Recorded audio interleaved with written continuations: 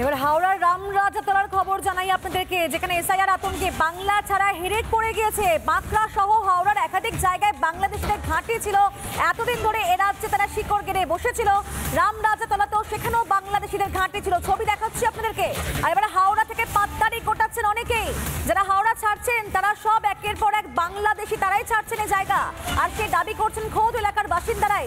ছবি দেখাচ্ছি আপনাদেরকে। এই মুহূর্তে বহু মানুষজনকে দেখতে পাচ্ছেন, যাদের হাতে লোটা, কম্বল, তল্পা গুটিয়ে তারা পাড়ি দিচ্ছেন অন্য জায়গায়। যারা দেখছেন এরা প্রত্যেকেই বাংলাদেশি এবং এরা জায়গাগুলো ছাড়ছে। এই হাওড়া, রামরাজাতলা, বাঁকড়া প্রত্যেকটা জায়গায় ঘাঁটি গেড়ে বসেছিল বহু বছর ধরে। এই সমস্ত অনুপ্রবেশকারীরা দালাল মারফত এখানে এসেছিল। বহু বছর ধরে এখানে বসবাস, এখানকার মানুষদের রোজগারে থাবা বসিয়েছিল, মানুষের খাবারে থালায় থাবা বসিয়েছিল। এবং তারপর এবার যখন এসআইআর চালু হলো, 2002 লিস্টের নাম নেই, বাপ ঠাকুরদার নাম নেই, এবং তার জন্যই এবার পাত্তারি গুটিয়ে এখান থেকে তারা পাড়ি দিচ্ছেন নিজেদের দেশে। কোথা দিয়ে এসেছিল জানি না, এখান দিয়ে রাস্তা দিয়ে যাচ্ছে। এই রাস্তা ধরে যাচ্ছিল। কোথায় যাচ্ছিল? ট্রেন ধরতে কি বাস ধরতে তাও জানি না। জিজ্ঞাসা করা এলো সার ফ্যাক্টরি ধার দিয়ে বাংলা থেকে এসছে। আচ্ছা, এসে এখানে জিজ্ঞাসা করছে আমরা শিয়ালদা বাস যাবো কোথায়। তো আমি বললাম এখানে সিধে জানা গেট। আচ্ছা, এই রাস্তা দিয়ে টোটাল গেছে প্রায় 60-70 জনের মতন একদম। এসআইআর ভয়েতেই কি চলে যাচ্ছে? সেটাই আমাদের মনে হচ্ছে। ভয়ে এগিয়ে চলে গেছে। আচ্ছা, আগে মানে যেরকম অবস্থায় ছিল সেই অবস্থায় চলে গেছে। ঠিক আছে, বাংলাদেশি ছিল এরা। বাংলাদেশ।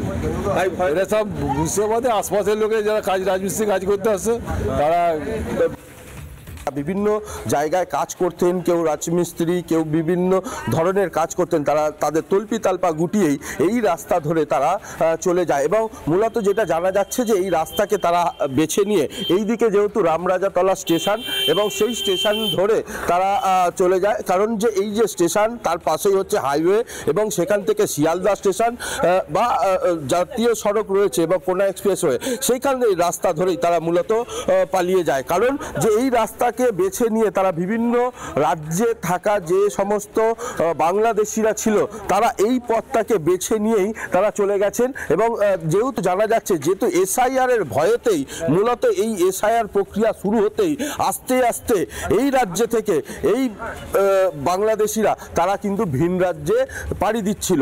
এবং সেই পাড়ি দেওয়ার আগেই যখনই এসআইআর শুরু হয়ে গেছে তারা এই রাস্তাকে বেছে নিয়েই তারা মূলত চলে গেছে কোনা এক্সপ্রেস হয়ে এবং শিয়ালদা স্টেশন হয়ে তারা তাদের বাংলাদেশের বর্ডারে বেশ কিছু বক্তব্য জানা যাচ্ছিল। তারা বাংলাদেশের বর্ডারে গিয়ে সেখানেই এখন মূলত আস্থাটা গেড়েছে।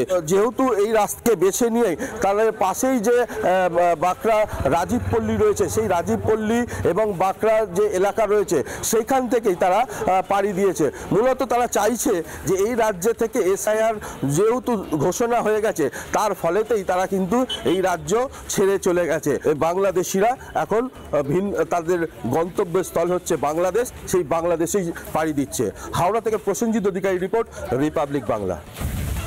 নানা ধরনের কন্টেন্ট দেখার জন্য লাইক করুন, শেয়ার করুন আমাদের ফেসবুক পেজ, সাবস্ক্রাইব করুন আমাদের ইউটিউব চ্যানেল। পাশাপাশি অন্যান্য ব্রেকিং নিউজের জন্য অবশ্যই চোখ রাখুন রিপাবলিক বাংলায়।